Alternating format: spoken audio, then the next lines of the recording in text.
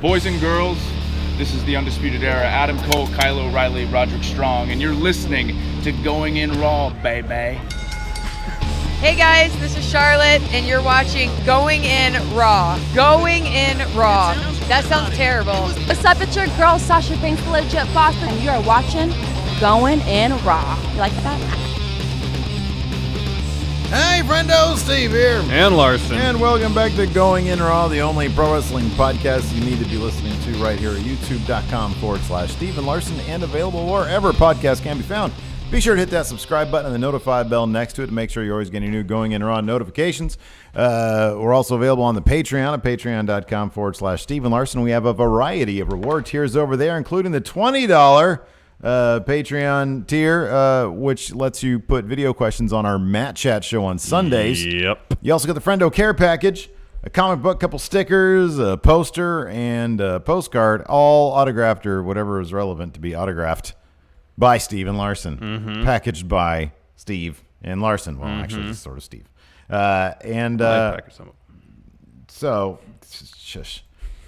So yeah, and we also have channel memberships now on the YouTubes. If you enjoy watching the show live Monday through Friday, or Monday through Thursday, anyways, we have you get custom emotes, but you also got access to all the great bonus content that the $5 and up patrons have access to.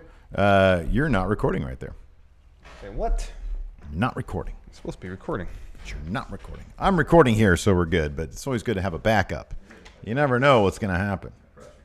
There you go. Anyways. So that's where we are. And then if you're watching this first thing Friday morning when it goes live, later on today at 9:30 a.m. Pacific time, 12:30 Eastern time, and 5:30 Brexit time, we'll be watching, we're doing a live reaction to the Raw After Mania 2002, the debut of Brock Lesnar. So that's a lot of fun too. So hopefully you'll join us for that. Yes. Saturday we're going to do a Going In Raw view of that. Yes. So that should be a lot of fun. Yes. So join us for all that. Yes, please. Yeah. Anyways, we got a lot to get through today. We do. A lot of news. Lot of news. I can't wait. We get to go through WWE financials. That's always a lot of fun. Usually we don't do that because it's boring, but the picture this paints is worthy of discussion. So let's talk. It's not a pretty one. No, well, yeah, it's not. So today, WWE announced their first quarter 2019 earning results, and as Steve mentioned earlier, not that great. They're not earning quite as much as they were last year. No. So first, here's some basic numbers. They had a press release and a conference call. That's weird. Why is mine is like lighter than yours? I don't tell you, man. That's odd. Don't tell you. And so this data is from their press release, and also Fightful Wrestling on Twitter provide an extensive recap of all the talking points from the conference call. Yeah. So the numbers, here we go. Revenue down is 187.7 million last year. 182.4 million is down 3%. Operating income, a loss of 6.8 million as opposed to 21.8 million. That's in profit. Last year, that's down 131%. Here's some good numbers, I guess. WWE Network average paid subscribers increased 2% to about 1.6 million paid. Digital video views up 15%, 7.7 billion. Hours consumed up 23%, 300 million hours. And social media followers increased 12% over 1 billion. Live event revenue and merch sales are both down double digits from the year prior. And specifically, WWE shop revenue was down 21% from last year. I can attribute that to two. Let's just take each of these things individually, man. This first one, digital. So, yeah, revenue being down, whatever. Well, that corresponds to, like, well, anyways, go ahead. Digital video views increasing 15%. And then hours consumed, I'm assuming that's in coordination with digital video views. Yeah. Okay. Increased 23% to 300 million hours across digital platforms. Social media followers increased 12% over 1 billion. We know that they're very, very active on social media and on YouTube, which I know some people consider sort of an extension of social media. Posting clips, yeah. You can sort of look at those. Post what? Posting clips. Oh, posting clips. I thought you said post-eclipse, And I was like, was there some sort of weird moon occurrence that I was not aware of that signified the coming of a technological age? There's an ant or something on our ceiling right there. And Oh, when yeah, we were doing our NXT recap, that was over there. I So in saw the span of about 2 I hours. saw him this morning. He was over there. Oh, wow. He's made some good time going over there to over here because in the last 2 hours, he's only gone from there to there. There must be something really of interest in that area. Maybe. Unless he's making trips from like a probably the giant garbage ant. can over there. Looks like a small dog. He's huge. Walking across the ceiling to take it to the rest of the colony out in the wall somewhere and then going back. Let me ask you something. So What? I'm Sorry. I'm sort of sad there's no context here for the digital video views because that could kind of tie into. Well, I mean, you can do the math. 15% over the previous year. No, okay, but here's the thing. The context I'm talking about is, are they uploading more videos per day, or are more people engaged with the videos that they are uploading? It'd be interesting to know if views per upload were the same or have increased, and the frequency of uploads, that being how many uploads they're making. Yes, Because that's some true. of those, for example, as of yesterday, when I looked at I was looking at their YouTube page, the Bray Wyatt Firefly Funhouse video had 2.5 million views. That's probably up today. So, I mean, once we get to the idea of low TV ratings, did they talk about in the earnings thing? Yeah, the ratings. Okay, is that, for example, I'm not sure. I don't know a lot of people. I mean, sometimes if something huge happens in like basketball or football or whatever, I'll happen to see a clip on Twitter. Mm-hmm. But with wrestling, it's kind of a different thing. Like some people exclusively consume their wrestling these days via YouTube clips. It's helpful when, as Raw is airing, WWE will put clips on Twitter. Yes. As Raw is airing. Yes. Yeah. And I guess the idea is like we'll put clips on Twitter that people might find of interest, and they say, "Oh, that's cool. I should tune in to watch the show." However, I think people have found out that they can pretty much follow the storylines, the matches, without ever having to turn the channel to the USA Network, based on what they post on Twitter while Raw is happening, as well as what they upload to YouTube shortly after the show ends. There's really no need to watch Raw or SmackDown. It's entirely possible that. I mean, I guess my main thing is like, how would they really measure engagement across the board? Yes, ratings are way down, but how do you balance that with the fact that they upload the highlights from the night and the stuff that happens after the cameras start rolling? So you actually get kind of, in some ways, an enhanced experience if you go to their YouTube channel. I understand that, live event revenue, I would think that live events is a great way to judge engagement, and that's down. Yeah, well, here's the thing too: is they're seemingly, whether they know it or not, are making a deal where maybe overall engagement across all platforms, including digital and broadcast, may very well be up. 7.7 billion views for a YouTube channel is pretty darn good. Yeah. Over the span of a year. The downside of that is the monetization opportunities for broadcast vastly outnumber the monetization of what they're getting from their 5-minute, 7-minute little YouTube videos. I do wonder if I don't know. I would assume. I mean, the obvious thing is this, and Meltzer also mentions, and you probably have this in notes, I'm not sure, but Meltzer mentions that they're doing a hardcore push for focus grouping. Yeah, I meant this focus later on. group Yeah, stuff. more focus groups. Yeah. But I don't know. I don't know how I assume TV networks, they want ratings. That's their thing. That's their business. They want ratings. They want eyes on their thing because so they can charge more for ads. For ads, exactly. And so something that people might be really, really interested in, but are not consuming it exclusively through that medium, that platform, TV. That's probably going to hurt future TV deals. But we kind of, said that before too. And they just scored like a massive, massive TV deal. But it does seem that the WWE probably really, I know they're doing this somewhat with the network, but they're going to want to start, future-proofing them against losing TV revenue. Yeah, but you can't do that at the expense of losing TV revenue right now. Well, that's why, their deals are like 5-year deals. And I don't know if they have, I don't know if anybody knows if they have stipulations in the contract that say, hey, if you start performing at this bottom level, Don't know. nobody knows that. Yeah, don't know. So, Anyways, I'm sorry. It's interesting to me. Digital video views increased 15% to 7.7 billion. But I wonder, contextually, are they uploading more or is engagement more? I mean, I know anecdotally, a lot more of our audience said, yeah, no, they watch their stuff on YouTube. YouTube is a growing platform. Yeah.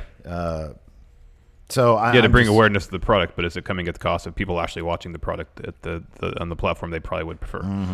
Some other data: live event revenue, merch sales both down double digits from the year prior, with WWE Shop revenue down 21%. What do you think that's attributed to? Well, the merch looks like trash. A, the merch looks like trash, and B, they've raised the prices. Like it's almost $30 to buy a damn shirt, and it's the worst quality shirt. And like you're anecdotally speaking. You have like actual evidence that have how bad the merchandise is in their custom shop. Yeah, the custom shop merch is horrible. It's really bad. I have my Ciampa shirt I bought. I think it's just over there. Yeah. And like it's the same process in theory that this shirt is done on. This is the Pro Wrestling Tees digital print. Mm-hmm. This has been well worn. It's been washed a ton of times. It looks pretty decent. The Ciampa shirt I got from the custom shop out of the mail looked way worse than this. Let me ask you this. What percentage of let's say 2016, or let's say 2017. What percentage of New Japan's merchandise was exclusively the Bullet Club logo shirt? Oh, probably a lot. Probably a lot, right? Yeah. Would you say half? Yeah, that's probably fair. Might be more than that. Yeah. Yeah.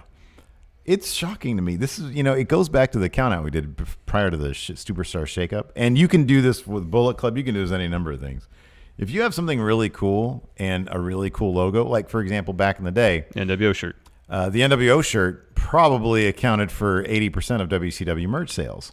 Austin's shirt probably accounted for 50% of WWE sales. I mean, they had some really good shirts back then. Yeah. But Austin's in particular.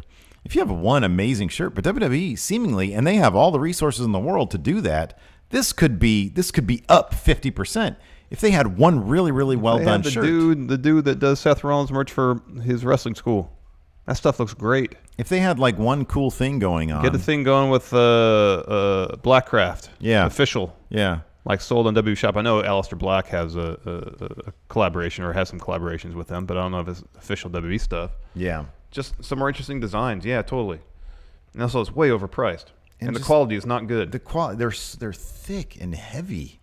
I don't know. Yeah, that bugs the crap out of me because that's the easiest fix in the world. Yeah. Come up with a cool logo. Have somebody design a cool logo. And you're rolling in the money all of a sudden. Vince did mention during the revenue call that there is a new team in charge of live events. So I guess the hope is that they'll turn around that department. WB co-president George Barrios also mentioned that WB ratings have dropped more year over year than other sports. And then Solomonster posted on Twitter a graphic where it showed WB's drop in relation to USA Network as a whole, and then also cable news. And cable news is single digits in terms of drop. USA, I think, was 12%, and then WB's Raw and SmackDown were just slightly more, like 13 or 14%. Again, I'm kind of curious how many people have made the switch to WWE's YouTube or social media accounts to consume. And on top of that, Sean Ross Sapp had posted just a screen cap of when you search WWE Raw full show, just how many YouTube videos pop up that feature the entire show of Raw or best highlights or whatever. And I wonder, and that's sort of a singular thing. It's not like, I don't know how many people would, after the Warriors Clippers game from last night, went on YouTube and went, Warriors Clippers full show. Oh, I don't know. It kind of feels like it's a very specific thing to wrestling. Yeah. That this stuff happens. How many people consume the program that way? I mean, with TV, man, you got to sit through commercial break, recap. And if you're getting this stuff through YouTube, that's just sucking views away. I mean, some dudes, these were like in the hundreds of thousands. I know. Hundreds of thousands. I know. If you eliminate all of these illegal streams that are just on YouTube alone through a very simple search engine or a search, search on YouTube, I'm not saying that all those views are going to go running back to TV. No. But you're doing something. Yeah. Despite all the drops in metrics, the company still predicts a revenue topping $1 billion for the year. I mean, it was what, 180, almost 183 million just for the first quarter. But that's with WrestleMania. And that was obviously a massive show. Yeah. Why did WWE say all these earnings were down? Injuries. Vince claimed. Yeah, this is BS. Vince claimed on the earnings call that 15 talents were injured at some point during the quarter, and that, quote, when you don't have talent, you don't have storylines. So I got to thinking, who was out? This is just based on memory. My memory's garbage. Quarter one, what months That's is January 1 to the end of March. end of March. The first 3 months of the year. So basically you had the build to Mania in there. Yeah. This is who I can think of was hurt. Kevin Owens, Matt Hardy, Bray Wyatt, Sami Zayn, Alexa Bliss, Mustafa Ali, Roman Reigns, who was out, getting treated for leukemia, and Ember Moon. They were out. Seth Rollins and AJ Styles, I believe, were dealing with injuries. They were still on TV. I doubt they were doing house shows, though. Yeah. That's 10. Yeah. Well, here's the thing. I mean, that's sort of silly about that is the WWE considers itself above stars these days. I know they wanted Vince was trying his damnedest to make Reigns the new Cena, but I don't know. Everybody with half a brain knew that wasn't going to happen. And so when you think WWE, and I thought that sort of what they were aiming to do was you're going to see WWE, not necessarily. It's how the NFL individual markets stars. itself. You were going to watch professional football. Yeah. The NFL doesn't market players; it markets the league. Yeah. So I don't know. That's kind of, I don't know. I think that's sort of silly. There's injuries. There's always injuries. How did the stock market react to the earnings call? As of 1:30 p.m. Pacific, Thursday, price of WWE stock had dropped 13%, $85.38. $85. After it was around the $100 mark earlier this week. Interesting bit in this week's Wrestling Observer newsletter where Meltzer ran some numbers to see if outside factors were influencing the ratings, specifically WWE's relationship with Saudi Arabia. And this is what Meltzer said. Quote, for the 6 months prior to the second Saudi show, that'd be Crown Jewel, the year-to-year drop of Raw was 9.2%. So everything up till November. So we're looking at everything up till 6 months up until November of 2018 was down 9% from the comparable the year before, 2017. Since then, the average weekly drop is 19.8%, so basically 20%. Also, keep in mind there's an artificial actual decline that year in 2018 because of the Winter Olympics in the first quarter. Either the product has gotten far worse to a marked degree since November, which is not, this is Meltzer speaking still, since November, which is not the case, or there are external forces at work. We have heard from people, anecdotally, that some people stop watching, cancel a network subscription because of the Saudi Arabia shows. Some stop watching because they brought Hogan back. We've heard numerous people cite numerous reasons why they stopped following the product. I'm really bullish on the idea that it's the Saudi Arabia thing because network subscribers, I think that would be the first thing. Is that's the thing that you're actually paying money for. Yeah. And the biggest thing that I heard, just anecdotally again, was cancel my subscription, my subscription. And given that didn't drop in any way, I mean that increased 2%. I don't know. I find it difficult to believe that'd be the Saudi Arabia thing. I mean, if you look, the number that's closest to that 19% is the digital video views increasing 15%. So there could be some correlation there. People are just switching the way they're watching it. Could be. So I mean, that's the thing. I mean, in some ways, it's I totally understand. I think once their contract with Fox and USA runs out, was it 2024? Is it 5-year deals? Yeah. In 2024, I mean, either they're going to have figured out how to diversify the revenues even more, which I'm not sure. I'm not sure how. I mean, to that degree, they would need to increase their. I mean, if they really want to make themselves future-proof, they'd have to air all their product on WWE Network, but they have to increase their subscriber base an astronomical degree by far more than to make that happen. It's not even mathematically possible, I don't think, to do that. Yeah. What I would suppose, and this was one of my predictions, and I think we had sort of heard that there was maybe this going to happen. More of those international deals like the Saudi Arabia one, but given what just came out in the news about Saudi Arabia just the other day, what was it, 37? It was a mass execution. And if you look at the cases for these executions, and besides the fact that they were beheaded for their executions, it does not look good. That is not. Oh, boy. If you look at those cases, it's ugly. It is ugly. 37 in a day. It's horrible. Mm-hmm. And that's just going to, I don't know how they're going to. It's going to be very interesting to see how WWE approaches their next Saudi Arabia. I can tell you how show. they approached it in this conference call. They didn't say anything about it. They were asked about it, apparently, from what I read a couple times. They passed. They said, we're not going to talk about second quarter stuff right now. Oh, wow. Yeah. So, anyways. That means they're still figuring that one out. Yep. Another topic touched on during the call was the potential reboot of the WWE Network. According to Wrestling Inc., WWE is partnering with a company called Endeavor, not the talent agency, mind you, for a redebut. And George Barrios said that, quote, the new platform will introduce new features that fans have been asking for, and they believe it will help with the growth of the network. However, no date announced for this relaunch. Ooh.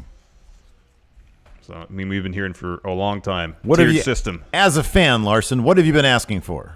What's number one that you've been asking for? WWE sends you a survey. Give us your wish list of things you want to see on network. And go. I mean, I think it's pretty solid right now. I really like the network right now. Search is a little bit better, but they've improved that quite a bit. How about this? A show exclusively with Fabian Eichner and Marcel Bartel. Yeah, I'll take that. Venturing across various wrestling conventions. Yes, and insulting wrestling fans. Yeah, I think that's a good one. More tours with Zach Gibson. I actually thought of something pretty good the other day, but I forgot about it. That's kind of interesting. I mean, I honestly, I would just like more. I would like other wrestling promotions. I would love to see Progress chapters show up. I would love to see ICW weekly on the network. I think that'd be lovely. I really enjoy ICW. My main complaint about both of those is having to sign into the Pivot Share account and remembering my password because I don't think it autofills. I think I have to put it on my laptop and port it through my Chromecast, which really isn't that big of a deal, but it's way cooler to be able to get on my Fire Stick and just go to the latest episode of ICW. Yeah. I mean, people just sort of expect convenience these days because a lot of places give it to us. Yes. So that's my main thing is just I would love to see additional wrestling content from different WWE partners. So maybe we'll get the tiered system, different prices for the amount of content you really want. Yeah, but I don't know. I mean, what else do people want? I mean, Do they have the old FCW stuff on there? There you go. That's something. I mean, they have like a bunch of hidden gems. They have some FCW stuff, but they don't have that as like. What about like 2002 OVW stuff? Because I've seen video of that. Same. I think they have it in hidden gems. Give us whole episodes of that. Yeah, I love their vault though. Their vault's great. If they could just keep on adding to the vault. Yeah. I want some like super. I assume it's to be it's a matter of time before that Bret Hart Tom McGee match ends up in the network in the vault somewhere. But before we get to that, Steve, here's a word from our sponsor for today's show, Robinhood. Robinhood is an investing app that lets you buy and sell stocks, ETFs, options, and cryptos, all commission-free. While other brokerages charge up to $10 for every trade, Robinhood doesn't charge any commission fees, so you can trade stocks and keep all your profits. Plus, there is no account minimum deposit needed to get started, so you can start investing at any level. The simple, intuitive design of Robinhood makes investing easy for newcomers and experts alike. View easy-to-understand charts and market data, and place a trade in just 4 taps on your smartphone. You can also view stock collections such as 100 Most Popular. With Robinhood, you can learn how to invest in the market as you build your portfolio, discover new stocks, track your favorite companies, and get custom notifications for price movements so you never miss the right moment to invest. Robinhood is giving listeners of Going In Raw a free stock like Apple, Ford, or Sprint to help you build your portfolio. Sign up at goinginraw.robinhood.com, and thank you to Robinhood for sponsoring Going In Raw. And it really does help us here at the show for you guys to check out Robinhood. I have the app is up right now. I am monitoring on a minute-to-minute basis. Well, I think second to second. Market's closed for the day. It is closed. It is closed today. Closed for the day. Larson, so that's the price it's going to be tomorrow morning. Absolutely. I mentioned the Bret Hart Tom McGee match that was recently unearthed, And apparently they're going to be showing that. Sorry, this I just got I got a notification from Robin 20 minutes ago. F is up 5.1% to $9.88 during after hours. I don't know that you can move. There's movement during after hours. I guess so. What is F? Don't know. Don't know. Oh, man. Anyways, Bret Hart Tom McGee match is screening at STARRCAST 2 with commentary from Tom McGee and Bret Hart. Cool little thing they got going there. However, it seemed that'd be a result of something bad happening, and that being... Oh, you took the scenic route there. I did. I kind of want to go to that. That sounds like it'd be pretty neat, huh? I know it does. STARRCAST is getting really, really geeky this year. And it's cool. Yeah, and also The Undertaker's going to be there. No, he's not. Damn it. No Undertaker, no Kurt Angle. Ah. Yeah, WWE says no, they can't be there. STARRCAST organizer Conrad Thompson, co-host of many a great podcast as well. Roll Tide. Also, let me chat you up. Mortgage expert extraordinaire. Yeah, the mortgage guy. Yeah. He was chatting up SI's Justin Barrasso and broke the news that WWE has forced the Dead Man and Kurt off the show. Dead Man. Conrad said that, quote, I was told it had gotten WWE's attention, Undertaker being booked, and that Vince texted the Undertaker about the appearance. Taker's representation, You're off the show. Which is a company called Get Engaged, called to tell me WWE says he can't do it. Get Engaged apparently returned the deposit STARRCAST had paid for Taker's appearance, and the WWE assured Thompson that, quote, damages would be covered, a suitable replacement offered, and some sort of compromise to make everybody happy. So what did Conrad suggest? He said, hey, Vince, Triple H, Stephanie, you come to STARRCAST. All the proceeds from your appearance would be donated to Connor's Cure, and Conrad would personally match that donation. I wonder how many houses he'd have to sell to personally match that donation. I don't know. And it was also revealed in this interview that Shawn Michaels... Get into real estate, man. You want to get into real estate? You have to take classes and stuff. You just can't get into it. If you're going to be a realtor, at least, that's like 3 years of training you have to do. What? I actually looked into that. Really? Yeah. That's awesome. Did you have that on your mind? Well, after we got laid off, I checked out other opportunities. Real estate? I'll be terrible at it. That's great, man. It was also revealed in Thompson's interview that Shawn Michaels was at one point set to be on the show as well, maybe co-host a WrestleMania 10 ladder match watch party with Scott Hall, nice. But HBK dropped out, probably because of WWE. Anyways, Conrad continued, quote, I asked to keep Kurt Angle and announced Shawn Michaels as the replacement for The Undertaker. I had an agreement in place with the talent. Without exception, I dealt directly with the talent or their management, and they set their terms and I complied. First-class travel accommodations were made and marketing was done. Now, thanks to the influence of WWE, the performers are missing out on substantial income and the fans are being punished. But then I mentioned, according to Wrestling Observer, or say first, Conrad said in his interview with SI that despite assurances that he would find a suitable replacement would be found for The Undertaker, seemingly no such suitable replacement has been found. He's been following up, hasn't really heard anything. Newsletter says WWE may have made one concession, quote, according to those close to the situation, WWE is aware of the Bret Hart and Tom McGee screening happening and has allowed them to screen the tape, which looks to be part of a make good for pulling Undertaker and Angle. They need like 5 other make goods. That seems like the smallest. That barely. Yeah, you can watch this old crap tape of this match with this really obscure. It might be Bret Hart's crowning achievement in the wrestling ring. Right. Dude, that whole thing is terrible. That's awful. I mean, dude, here's the thing. So you and I sometimes disagree on things like, well, what we're going to talk about here in a second, Luke Harper and talent requesting their release. And you're more along the lines of, you just let them go do what they want to do. Well, no, I don't know. I mean, that's what you were literally saying. No, earlier. It wasn't. I wasn't saying that. I wasn't saying that's because you asked for your release, you should be granted it. I said just let his contract run out. The fact that they're adding an extra 6 months just to spite him. I don't think it's to. See, here's the thing. I don't think it's to spite him. I think it's a business move that is debatable, but I think it's a business move. Oh, it is absolutely a business move, but it's a business move that's not going to engender a whole lot of goodwill from basically anybody.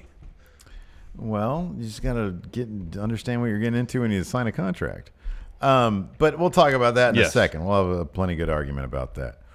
This right here is some grade A horse shit. This is WWE making wrestling not fun. Yes. This is what it is. Yes. And it's not just WWE, it's Vince just being a dick about this. Because in the newsletter, I believe, they talked about Dustin Runnels being granted his release. And in there, I mean, dude's 50 years old. He's been out He's been out with double knee surgery for I don't know how long. Yeah. He asked for his release. I think probably just to have one last match against his brother at Double or Nothing. Yeah. Vince said no. Yeah. And Triple H was the one, according to the newsletter, was like, just let it. Just do it. Just let do him it. do it, man. Just do it. And Meltzer's making the case, well, since Goldust asked for his release privately, denied publicly reports that he was a free agent. Called out Smarks. Yes, that he was granted his release because of it. But Luke Harper goes public, and nope, he gets another 5 or 6 months added to his contract. Yeah. Yeah. Whereas previously, Ty Dillinger publicly said he had asked for his release, and it was granted. Mm-hmm.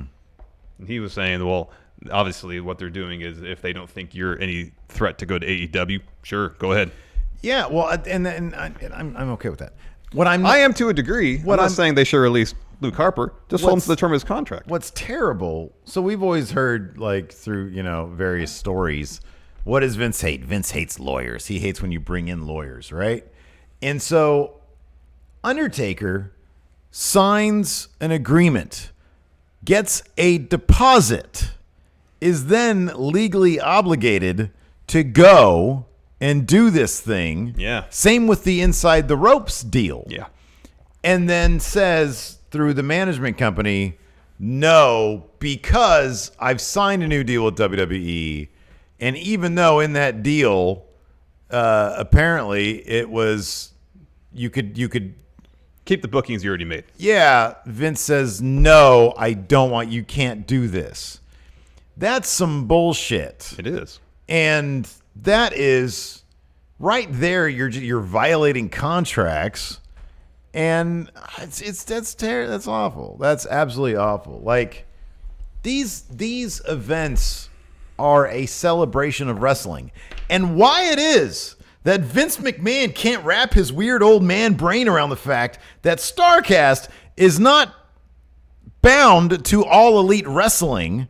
That it's basically just a WrestleCon that coincides with All Elite, because guess what? The hardcore wrestling fans are going to be going to All Elite Wrestling's shows. Therefore, they will be in town. Therefore, you can do a big event like this. Here's the thing. People are actually genuinely excited for All Elite. I don't know if this is what it was a few months back, but there's genuine enthusiasm for their shows. There's not a whole lot of enthusiasm for WWE product. Well, I mean, I don't know. I mean, that's debatable, but I think that, I don't know, man. This whole thing, one of the things that I read in the newsletter was they're doing this on the grounds that they have the right to pull their talent from anything that would be detrimental to the business of the WWE. I honestly cannot think of one goddamn reason why the Undertaker showing up to give some stories about stuff to wrestling fans would be detrimental to the WWE. I don't know that any case could be made for that. Say Undertaker signed this new deal, and he convinced Vince to give his blessing to him showing up at STARRCAST. That actually makes the WWE look better. You're doing more harm to WWE's reputation by saying, no, you can't do this, Undertaker, but then by letting him do it. To people who are like, to the hardcore fans who are like really clued into this stuff, who actually watch this show and hear about this stuff, I agree. Like, even looking at it from like a macro sense, like the Undertaker showing up and doing an interview, I don't understand. It doesn't make any sense to me how this could be detrimental to the WWE. And yeah, to the hardcore fans who are gonna get the network anyways. It makes Vince look even more prickish. The only thing that I can think is maybe even whether it be before or after this STARRCAST thing was announced with the Undertaker, they decide, okay, we're going to do like a complete, like essentially a Legends interview with Undertaker where he'll break kayfabe. All the stories he might have told at either of these shows, he can tell on a network special, and then we'll reap all the rewards of that. That's the only thing I can think of. again, him and then him showing up at Inside the Ropes or STARRCAST in their mind, then it wouldn't be an exclusive bit of content for the network. You know, it'd be even worse than that because that's actually, it's what's almost likely is Vince saw the Undertaker interview with the pastor guy that he's friends with, and then heard that he's going to do something like the STARRCAST thing and something similar with Inside the Ropes, and was thinking, well, I can do that. What you just said. You know, it'd be if Vince got the idea from the Undertaker going out and booking this and thought, well, I can just do this on the network and I can have control of it, and I reap all the rewards of it. That's a likely situation. It's such a reactionary thing. Whereas instead of behaving that in such a reactionary fashion, you think, okay, Undertaker, his career's winding down. There's a high amount of interest in hearing what he has to say about the industry, stories, yada yada. How can we capitalize on that? As far as how far we deviate from kayfabe is up for discussion, because I know WWE is very keen on protecting the image and the legacy and the aura of the Undertaker. So whether it's a full shoot interview style thing, I don't know, but there's something there to be mined that because he just doesn't talk. I know, and that's the appeal of the Inside the Ropes Q&A or a show at STARRCAST. When he announced that he's on the market for $25,000 an hour. That was prior to him signing an additional agreement with the WWE, right? Yeah. Then he signed the agreement, and WWE all of a sudden had the right to do this stuff. The new deal with WWE is in direct reaction, is my understanding, to the STARRCAST 2 thing. Yeah. So, like, I guess part of this also bugs me, like, with the Undertaker himself. Like, you put out there, hey, I'm available now, $25,000 an hour. Allows his image to be used in the marketing for STARRCAST because they have an agreement in place. Yep. And then he goes and he signs another deal for more money with the WWE, which will allow them to pull him from stuff. It's kind of like F you, dude. Like, what the hell? How are you helping the wrestling industry at all? How are you doing anything to benefit? Like, it just sucks. Yeah, it's a bummer. So I don't know. It's not all on Vince. Like, the Undertaker's like, oh, I have to sign this deal now. I have to put pen to paper, which is going to get me a shit ton of money, but it's going to screw over people I made legal obligations to, good faith arrangements, and got paid deposits for. Oh, well, that's the downside dealing with the American badass. They know they're dealing with big evil here. I guess it's going to be their last ride with the Undertaker. I'm really looking forward to STARRCAST. Oh, so I don't know. I know we've told this to the patrons in the post show and stuff, but we're going to be at STARRCAST. We're getting a vendor table there. It was a tremendous amount of fun. Yeah. Last year. Yeah, it really was. And this is going to be in Vegas. I have to get our SCU party tickets. Yep. We're going to go to the some of after that party. money for Larson's trip to the roulette table. Why can't it be Steve's trip to the roulette table? You can come with me. me. You show me the ropes Yeah, for man, roulette? totally. I'll show you my winning ways. We can't vlog it, though. I don't think they're going to let cameras in there. You can't do that. Can't do that. Because they think you're cheating. You go to the roulette table. I will go. I've heard of this place called Scores. Oh, yeah. Have you heard of that place? Are you going to go with me to that? Can I wizen you to the ways of Scores? I haven't been to Scores, but I've been to comparable establishments. It's not exactly my thing. Oh, man. Oh, boy. Speaking of something not being somebody's thing, WB apparently, Luke Harper being a free agent, not their thing. Not their thing. Not into it. This is from the newsletter. Yeah. Right now, the WWE side of things regarding Luke Harper is that he's not going to be released. And they've added 6 months to his contract because they've said that his contract term that was to end in November, which is still 8 months away, has been added to because it was frozen due to his time off for wrist surgery. So their viewpoint is that he can't leave until just before next year's WrestleMania. From an outsider perspective, this seems to be a way to dissuade people from going public and saying they're unhappy. Yeah. Now they have to back-channel their unhappiness. I know. This is my understanding, is that Eric Rowan got hurt when the Bludgeon Brothers were tag champions, I think. And I don't know what communication was going on between Luke Harper and WWE management. Eric Rowan was out hurt. I believe Luke Harper had some sort of lingering wrist injury that he thought, okay, while Rowan's hurt, they probably don't have anything for me. I'm hoping that this was all cleared. And he said, I'm going to go get my wrist fixed while Rowan recovers. And then when he's back, I can come back, game on again. And then all that happens. He has like one access match since being cleared. And seemingly, I would guess, since he asked for release, no further plans for him. Did he win that match against Dijakovic? I think so. Yeah, I don't know. I don't know either. It's a really good one. Yeah, I heard that too. And so he says, all right, I want, if you're not got nothing for me, then just let me go. Does it publicly. And then to not only deny him his release, but to add 6 months on his contract to go get his wrist fixed while his tag team partner was out injured. It's just petty. It's so petty.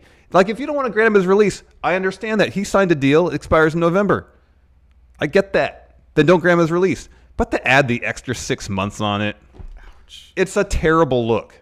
It's not a good look. It's terrible. It's not a good look. I mean, like with Neville, he sat out. He said, I'm tired of this. I'll set up my deal. They added time to his contract. That was Neville's choice. 14 months. Yeah, that was Neville's choice to sit out the term. Whatever.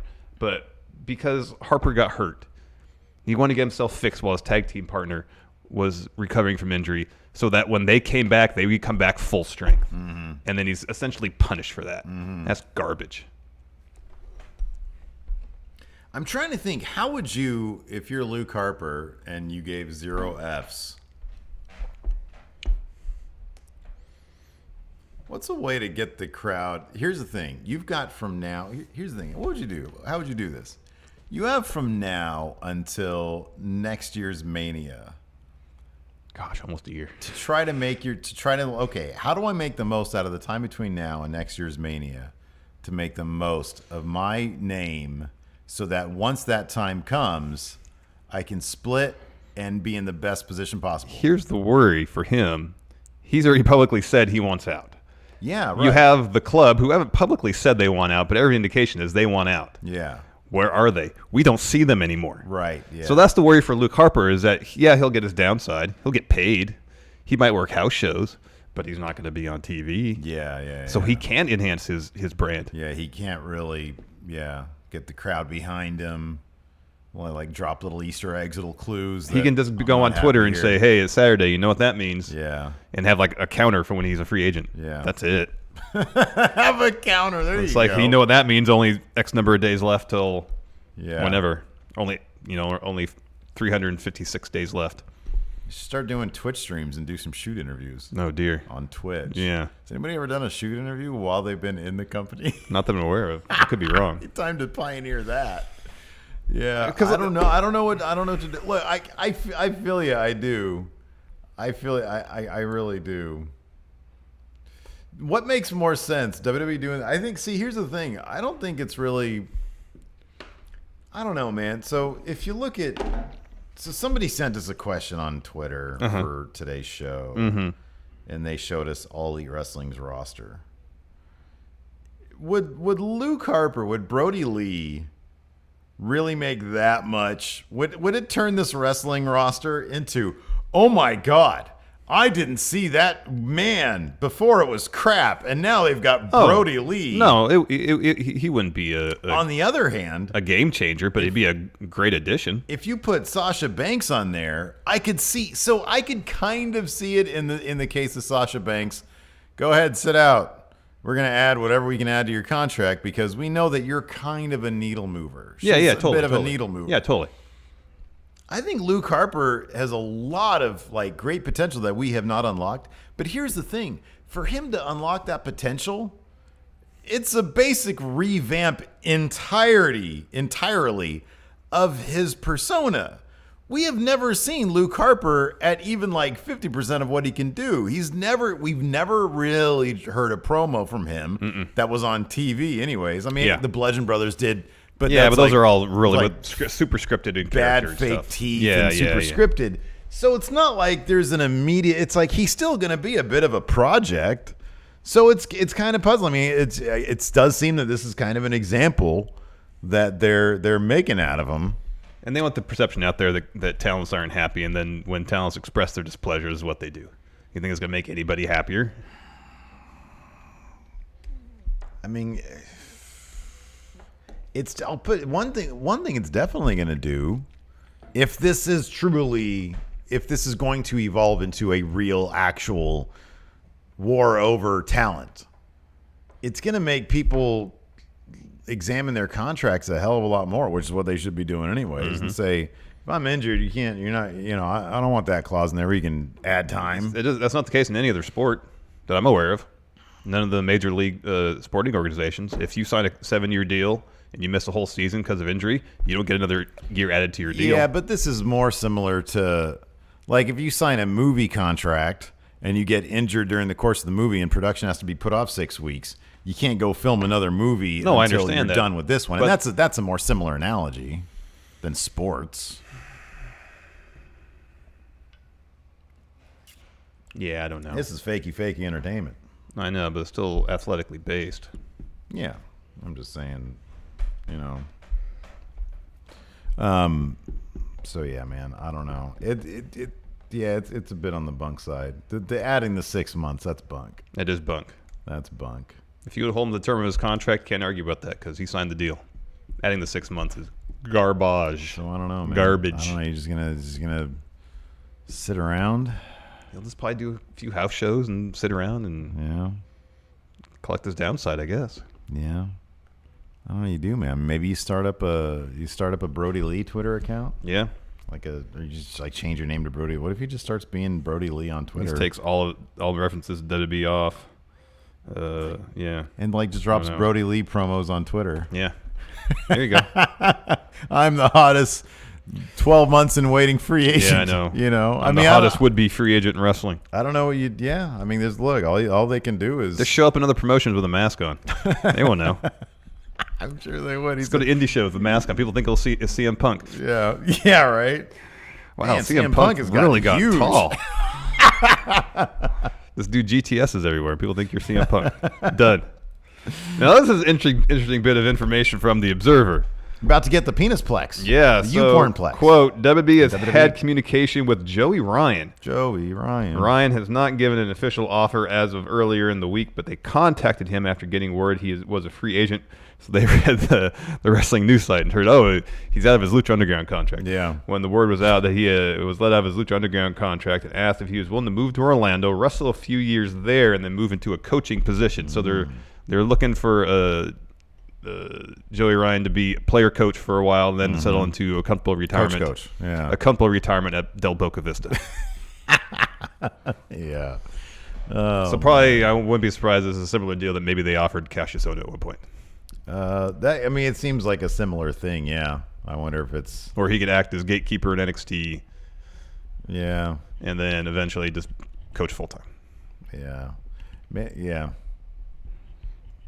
And Meltzer mentions, accurately that Joey would have to take a pretty significant pay cut.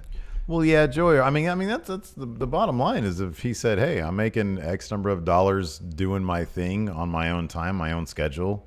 Offer me something better." Yeah. I mean, what do they expect people just to sort of take a big pay cut so they can be a player coach in NXT? Well, I think they expect people to take a pay cut so they can work for WWE. Yeah, but he wouldn't be. He'd be working NXT.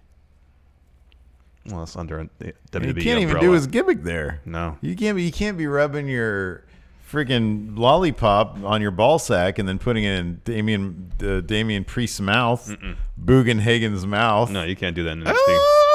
Nope, can't do that. It'd be a great spot, but no, you can't do that. Yeah, so I don't know, but like anything else, hey, okay.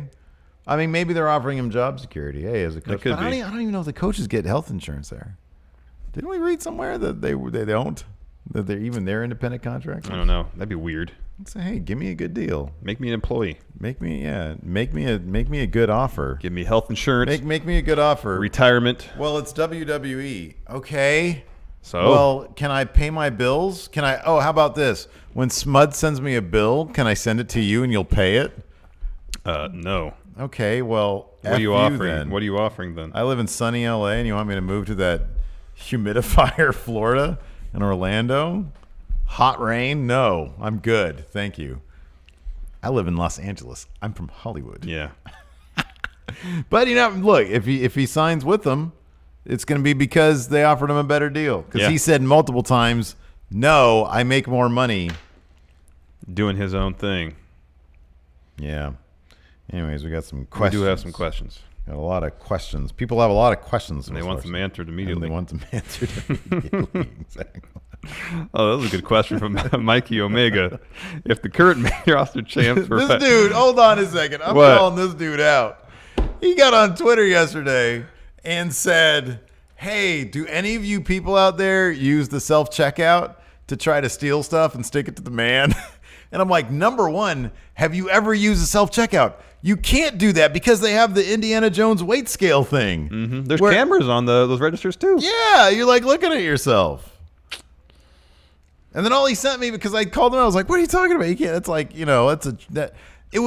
would be too much trickery on your part to get away with stealing a loaf of bread. And then you know what he responded with? A shrug emoji. Anyways, the current main roster champs were fast food items. What would they be? Seth Rollins were a fast food Gotta item. find out what grocery store he lives near and warn them. My goodness. All right, Seth Rollins. What fast food item would he be? Man, I want to, Lars, what fast food item would Lars Sullivan be? Well, he's not a champion. That's not the question. Oh, what is it? Champ? Oh, champion. Main roster champion. I mean, he's steady. He's always good. He's fast. He's fast.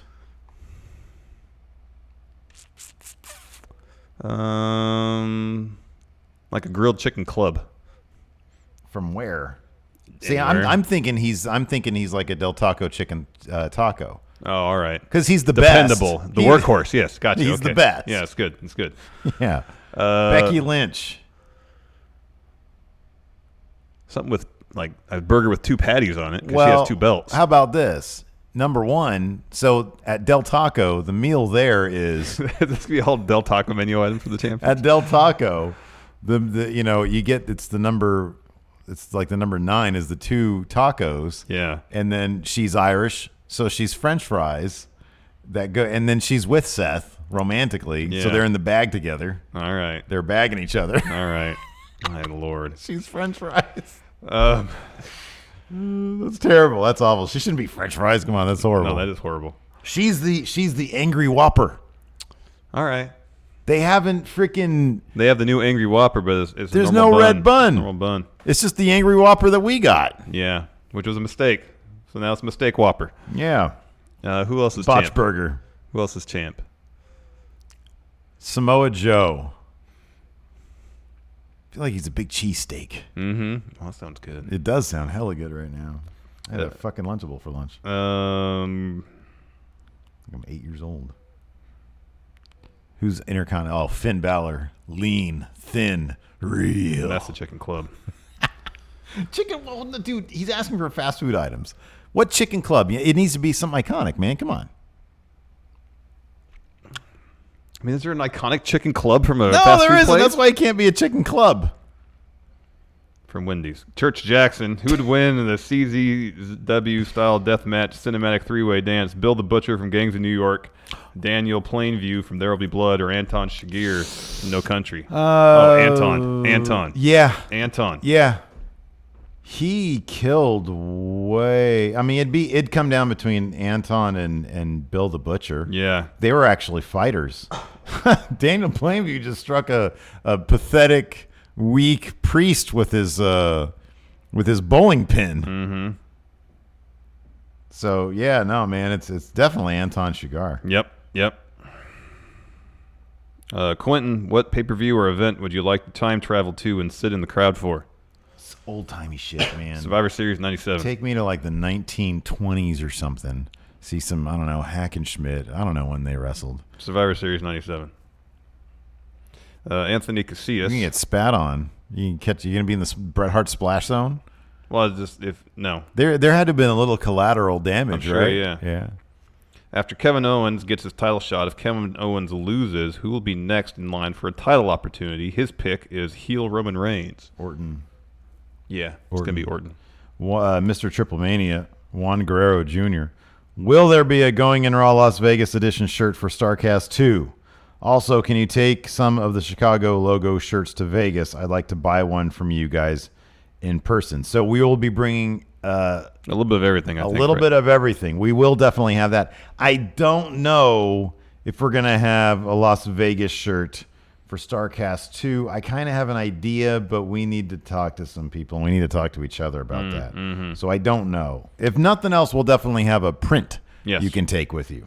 Josh Jacobs, who on 205 Live benefits most from Cedric Alexander and Buddy Murphy moving on? Well, look who's in the place. Tony Nese. Arya Davari. Drew Gulak, and Arya Davari, yeah. Oh, we totally forgot to talk about the Jack Gallagher promo. Oh, yeah, I didn't make note of it. Man, that's rough.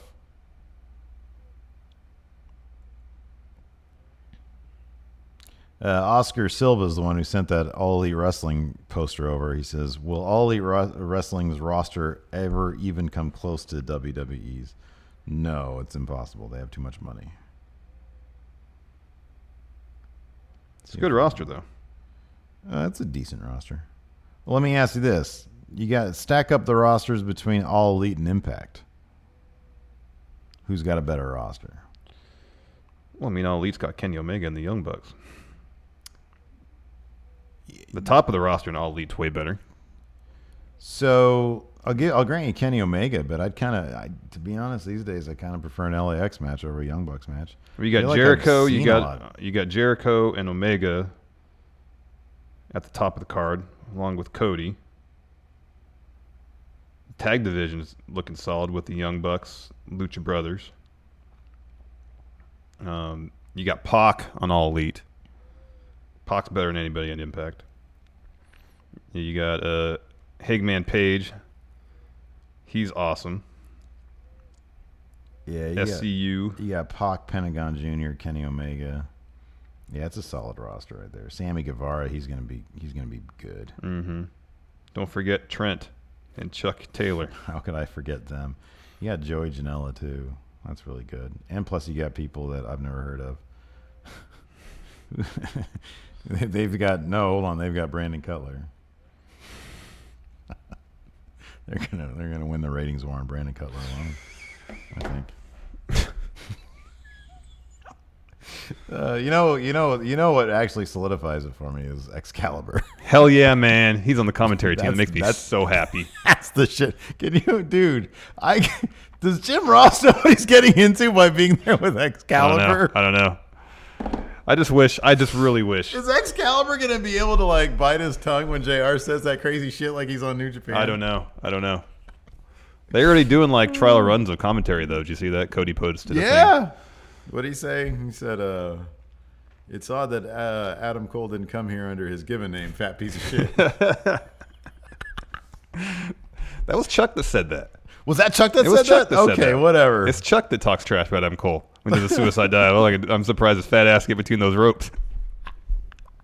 Hey, Excalibur, look at that fat piece of shit Adam Cole wearing DDP rib tape to cover his gut. Oh my God. Yeah, they got Jimmy Havoc too. Yeah, man.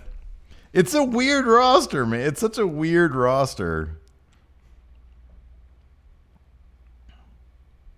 They've got Michael Nakazawa. He's from DDT Pro. Oh, that's great. I'm looking forward to Double or Nothing. I think it's going to be great. Diamond Dallas Adam Page. They got the future Frankie Kazarian. Yeah. They've got a legit dentist. They do. Impact can't say that. No. Impact can't say that. Oh, man. Any more good questions? Oh, man. So no. Oh, man. How many times a day do you brush your teeth, Pentagon? Cero. Aren't you scared of cavities? Cero miedo. Rao wants to know, will Jinder Mahal versus Baron Corbin ever main event a pay-per-view? Highly unlikely. Big C, a.k.a. The Monster. What is a move y'all would be fine if it was never used again? Oh, God, so many. Tons of them. Sit-down power bomb. Yeah, that one's scary. That's terrifying. That one's scary. Second rope pile driver. No, that's great. What's a scary ass move? You know what? Oh God, Charlotte. What did she do the other day during that great match with Bayley? She like a moonsault and like landed on her feet or something. Oh yeah. God, it looked like both those legs were gonna just snap in half. Oh, by the way, that's a top level story. She confirmed she's not engaged to El Idolo. So They seem very happy though. So. they seem really happy. They're like gym buddies and everything. Yeah. There's some relationship goals for you. For me? For ya. Oh. The general yeah. Okay. I'm just asking. Whoa, I'm not attacking you, man. Well, you know, seem happy. I am happy, but I like working out. I just like gym is Larson time. Wow. Okay. Wow. My goodness. I like working out at my own Here's pace. a weird face my kid put on. All right, is that it? Are we done? Yeah, that's it. All right. Thanks so much for tuning in, everybody. Appreciate it. Talk to you later. Bye. Where's that Patreon ad? Be a part of Going In Raw today at patreon.com/Steven Larson. Starting at $1 a month, you can enjoy Going In Raw ad-free, gain access to the daily 30-minute Going In Raw post-show, exclusive merchandise, and so much more. Support Going In Raw today. Click the link in the description.